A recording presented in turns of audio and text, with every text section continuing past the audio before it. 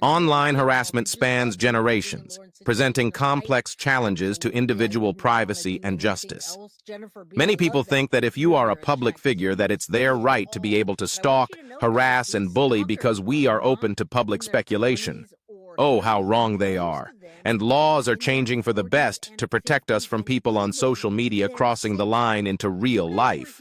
A few Fridays ago where a lady called in about the Madeline Soto case and told me, I'm 61 years old and you blah, blah, blah, blah, blah. Most of these women, they're mostly women, and they're mostly in their 40s and 50s and even in their 60s. And I can tell you the 6 people that I identified that were doing that to me were all in their 30s all the way up until their 60s. It is not a child. It is not high school stuff. It is not children. It is grown ass people that are old enough to know better. And they can dish it out, Jennifer B., but they can't take it, right? Malibu, I love that I can make you guys laugh while being all rrr. All right. Holly, yes, you know what I'm saying too. They're not children. They're old ass, 2 old ass ladies just I don't know what their problem is. Okay, so this is a continuing. You were showing you how Janice as publicly I'm 46. all the red is identifying information blocked out. So if you recall, maybe we should go to the first one too. They're saying that Janice changed these. So again, the first screenshot is the original message. The second they did with a free photo. I wrote in our general admin account before, which I could reply, and Janice replied, which was perfect. The first screenshot is the original message. The second, I did in a few minutes with a free Photoshop manipulation. Okay, let's see it now. Also, before we get into this, it reminds me, and I want to tell you, real quick, Lady for Justice says, I'm 58 and done. Mad as fuck for Jay. She didn't deserve it. And you saw what was going on, but I'm 46 years old. I don't know when a 61-year-old comes on and tries to intimidate me that they're 61 and my mom's 70. What now? You want me to get my mom involved? What the hell? Another thing, real quick. I was looking at my text messages right now because I have a phone number that I allow guilty of crime people to message me. And these people that were stalking and harassing me were also trying to, and at some points they were controlling my narrative on this channel. I want you to know that they were texting me before the show and telling me, hey, if you say this, I'll stop bugging you. If you give this narrative, I'll leave you alone. All we want from you. I was negotiating with terrorists, you guys. They were messaging me with these crazy numbers and they were telling me, hey, I really don't hate you. I know it looks like it because I said this, but if you say this or you do this on your channel, we'll back off of you. I'm telling you, I was negotiating with terrorists and I didn't tell you about any of that. Yeah, no, I'm 46 years old. 60. Yeah, these people were controlling my narrative on this channel by telling me what I could say, what I couldn't say, what they wanted me to say, what they wanted me to stream, what I could say and what I couldn't. And if I did, they would leave me alone. But the problem was is that all 6 of these stalkers didn't agree with each other. So 2 of them would be in my text messages telling me what they want me to say and do, while the other 4 were like, fuck her. I don't care what she says. I'm still going to put her on blast. So negotiating with terrorists while the other ones were over there blasting me. That's what I was doing, was negotiating with terrorists. What's up, Lucky? All right, let's keep going because we're almost getting to 3 hours. Oh, look at that. Huh. So what a beautiful day. I think I'll go for a longer bike ride. You totally should. The next one. What a beautiful day. Yes. I'm kind of thinking about robbing a bank today. Thoughts? You totally should. Oh, look. You can manipulate. Janice and her friend are letting us know that you can do this for reasons of intimidation. I don't know why anyone would, but it's interesting. I don't know what's going on. All right. Okay, so let's keep going. In some instances, she learned about these things, the stalker afterwards and discussed them publicly. There's not enough to show course of conduct. The stalking statute is clear that an act or statement does not meet the definition of course of conduct. Online posts and public comments. The stalking statute is clear that the act or statement does not meet the definition of course of conduct unless it is directed at a specific individual. Matthias asked the court to parse the contents of the stalker's online posts and infer that the stalker intended Matthias to see them. Such an exercise is impermissible under the stalking statute and problematic under First Amendment. And even if it were appropriate to extrapolate stalker's intent from the content of her post, the post that Matthias references show that it is not attempting to address specifically Matthias, her family, or Grayson directly or indirectly. The posts are clearly public commentary directed at the public generally. Matthias fails to prove course of conduct as the first requires element for the requested injunction. Number two, Matthias cannot show that a reasonable person in her circumstances would experience fear or emotional distress. So that's number two. I cannot show that. Matthias must also show that the stalker knew or was reckless as to whether the course of conduct would cause a reasonable person to fear for the individual's own safety or to the safety of a third individual or to suffer other emotional distress. The second element of the stalking inquiry imposes an objective standard under which the subjective effect of the respondent's conduct on the petition is irrelevant.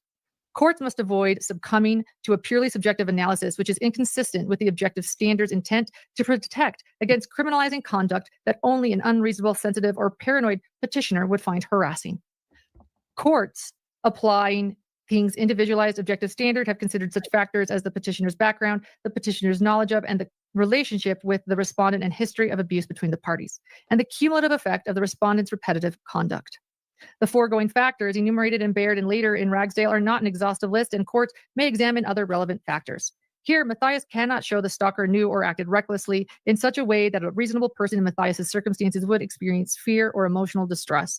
Matthias is a public figure who continually exercises her right to speak publicly about her life. I do, yeah. And here's the problem, guys. They use public figure as a way to justify what they're doing. If you're not a public figure, then they use it to justify you having a YouTube account or a social media account. Okay, so another thing that they tend to use for you guys is or for me or anybody is they say we have the freedom of speech. We have the right to review you. We have a right to say that you're this, this, and this. And they're right. They're absolutely right that they do. But they also don't have a right to go real life. And that's what went too far in this case right here and there and everywhere else. Please tell who us so we can unsub from them all.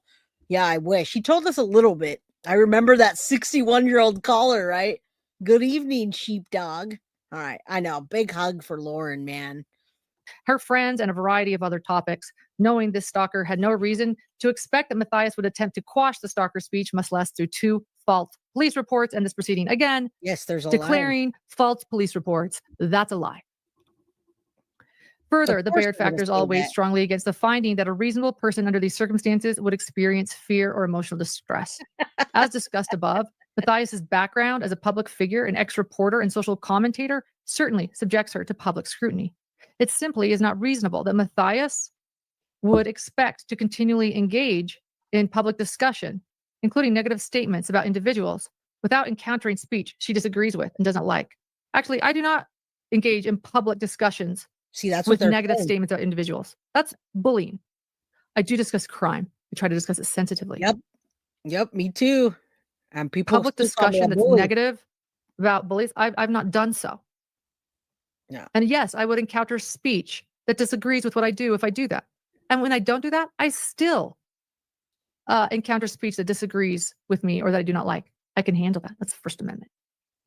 Similarly, the only instances Matthias identifies where stalker communicated with her directly or indirectly related to negative statements and conduct directed toward the stalker and others. Matthias has no reasonable basis to expect that a friend or former friend would not discuss interpersonal issues with her, especially where, as here, Matthias initiated the communication every time. Not true. Matthias attempted to turn her falling out with the stalker into an injunction with real implications for the stalker's civil rights. That is not the purpose of the stalking statute.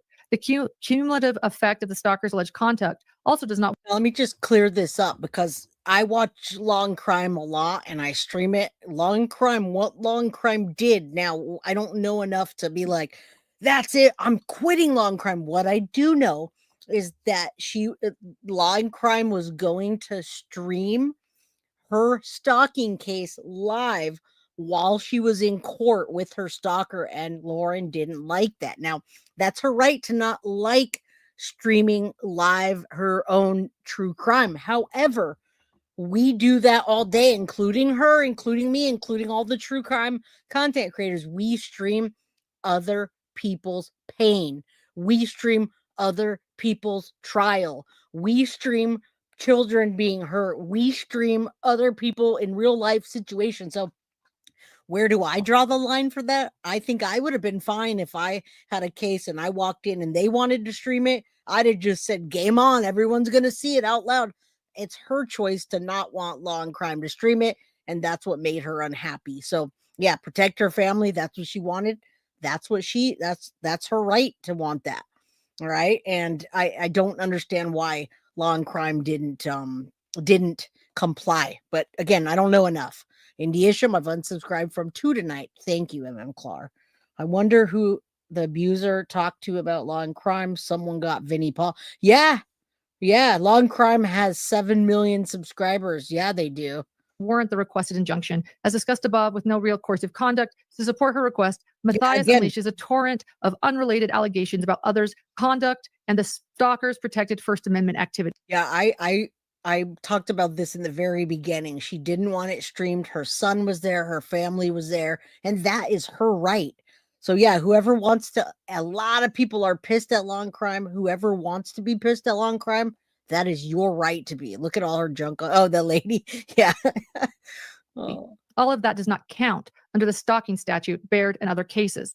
The degree of culpability required prevents the court from counting events that the stalker learned about only later. For example, Matthias had no good faith basis to claim that the stalker intended or acted recklessly with respect to incidents in Boise when the stalker was in Europe and learned only after the fact. It's because they wanted a number of other factors, not specifically enumerated in Baird, also weigh strongly against the requested injunction. First, so we know who did that then. So thank you, Tail Treats. Also, the media request was anonymous and she didn't know who made the request, which you guys know. Yeah, don't the courts not have kids in there? That's what I thought too. And if she's bringing in her son, maybe it's just that they needed to. I don't know what the deal was with that, but that is her right to not want it streamed. And she should be able to tell Law and Crime, I do this all day. They know her. I don't want you to stream it. And they should have complied. All right. So yeah, I don't know. Lauren has Mormon podcast stories. Is she Mormon? Is that what that is? Or is she just part of that? I don't know. Let's keep going. I'll see if anyone can answer you.